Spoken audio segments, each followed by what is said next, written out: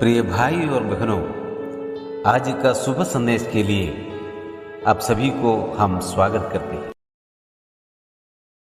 समुद्र की सब लहरों पर, दुनिया की हर जुबानों पर, समुद्र की सब लहरों पर, दुनिया की हर जुबानों पर है उसका नाम, है उसका काम, सारा जहां लाए ईमान। है उसका नाम, है उसका काम, सारा जहां लाए ईमान।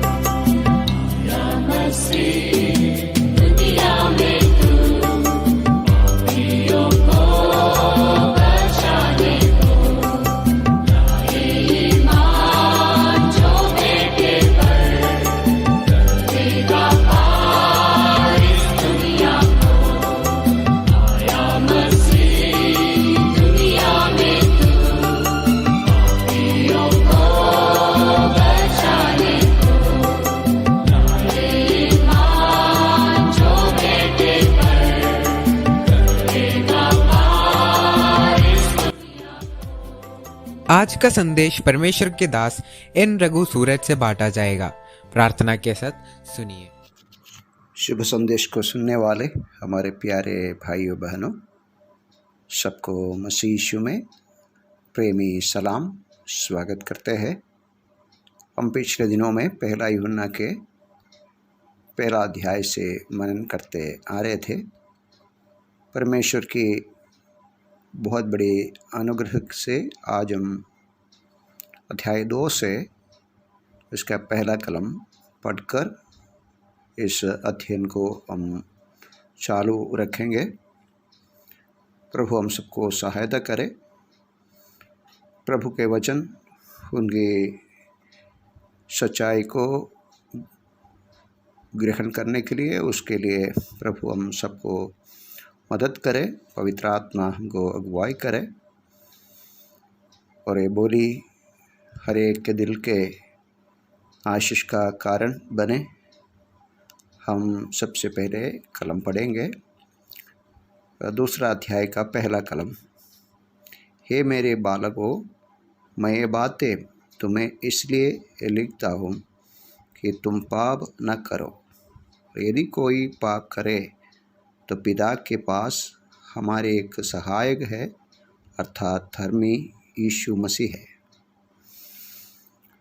प्यारो, यहाँ ऐसा लिखा है, मेरे बालकों। यूहन्ना बारंबार इस पत्रिका में 3 प्रकार के विश्वासियों को दिखाई देते हैं, बालकों, युवानों और पिताओं। यहाँ लिखा है, हे मेरे बालकों। विश्वास में बालक अवस्था एक चिंतनीय अवस्था है। बहुत विश्वासी लोग बालक अवस्था में है, बाल्यावस्था, शिशु तुल्य आत्मिक जीवन। बहुत सोचने वाली एक बात है। इसमें 2 अर्थ होता है। एक विश्वासी, एक शिशु के तुल्य उनका हृदय होना चाहिए, लेकिन उनके आत्मिक परिपक्वता में बालक के स्वभाव में नहीं आना चाहिए। साथ में कलम पढ़ेंगे इफिसियों का पत्र, उसका अध्याय 4 कलम हम 13 से पढ़ेंगे।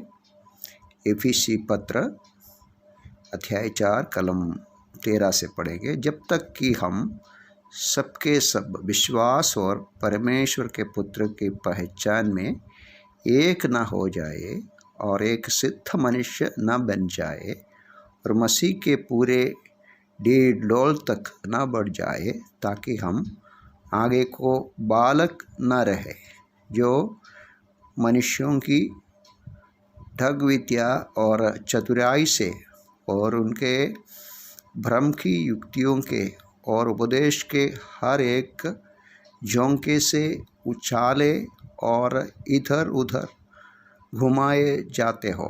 आप देख सकते हैं, अगर एक विश्वासी मसीह के उस परिपक्वता के अनुसार आगे नहीं बढ़ा तो और ढील डोल होके दुनिया की ठग विद्या के अनुसार मनुष्यों की चतुराई में पढ़ने की और उनके युक्तियों में पढ़ने की संभावना है। इसलिए 15 कलम में पढ़ते हैं, वरन प्रेम में सच्चाई से चलते हुए सब बातों में उसमें जो सिर है अर्थात मसीह में बढ़ते जाए।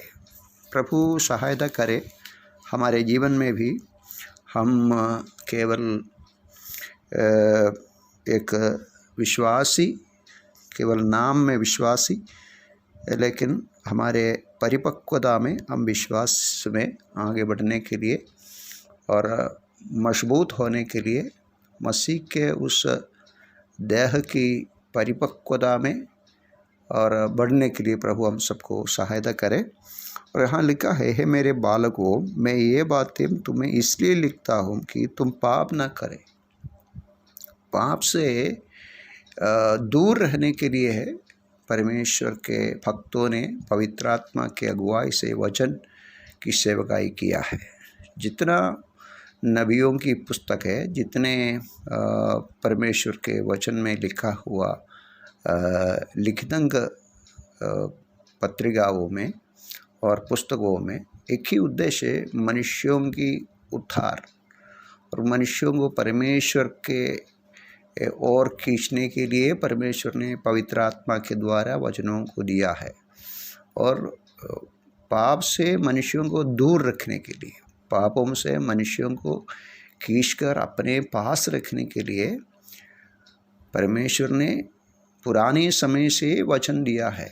हम जानते हैं इस्राएल पाप ना करे, इसलिए परमेश्वर ने व्यवस्था दिया है और लेकिन उसमें पराजित हो गया और उसके कारण परमेश्वर ने पूर्व समय से निर्णय करके अपने पुत्र के द्वारा पापों की निवारण के लिए पिछले हफ्ते में हम मनन किया, पहले अध्याय में भी पढ़ा, उसका पुत्र मसीह का लहू हमें सब पापों से शुद्ध करता है और शुद्धि होकर इस धरती में आत्मिक जीवन जीने के लिए परमेश्वर ने अपने भक्तों के द्वारा पत्रिका भी, वचन भी लिखे दिया है। तो वचन इसका बहुत ज़रूरत है ताकि हम पाप से दूर रहने के लिए। इसलिए यूहन्ना कहते हैं, मैं इसलिए लिखता हूँ। एक और कलम पढ़ेंगे यूहन्ना की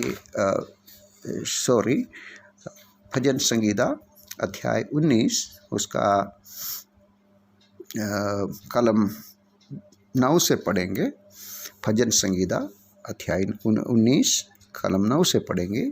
यहोवा का भय पवित्र है, वह अनंत काल तक स्थिर रहता है।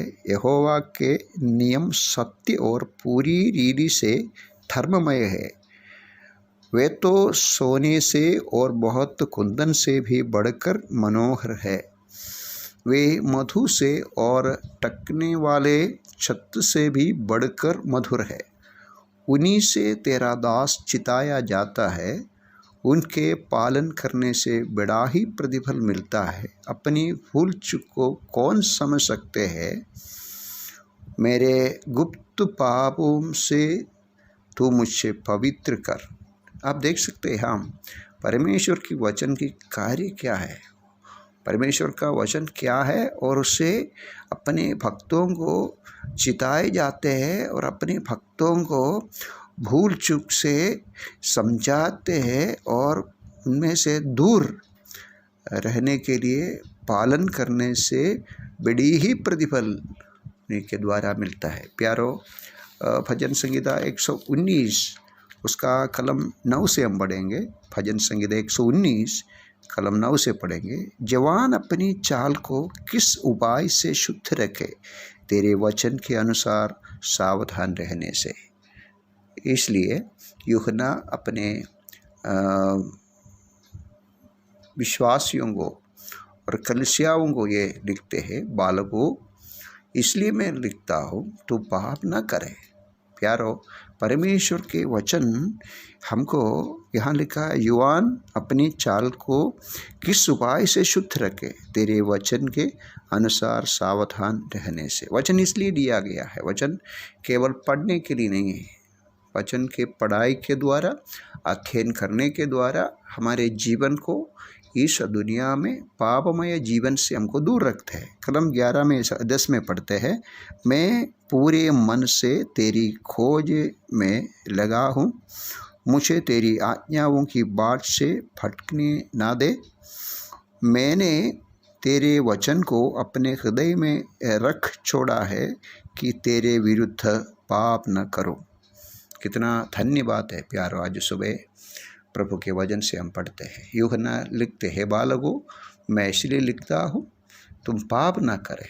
हाँ, परमेश्वर के पुत्र के द्वारा पापों से हमको शुद्धि मिला है, और इस पापमय जीवन में हमको जीने के लिए परमेश्वर ने अपने वचन दिया है, उसके दासों के द्वारा, भक्तों के द्वारा। और यहाँ लिखा है, मैंने तेरे वचन को अपने हृदय में रख छोड़ा है कि तेरे विरुद्ध पाप न करे।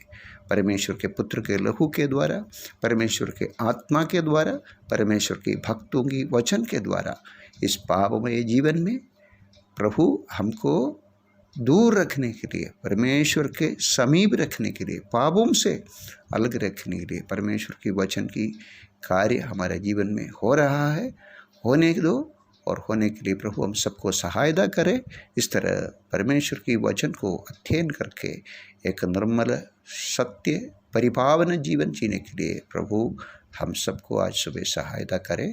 जय मसीह की।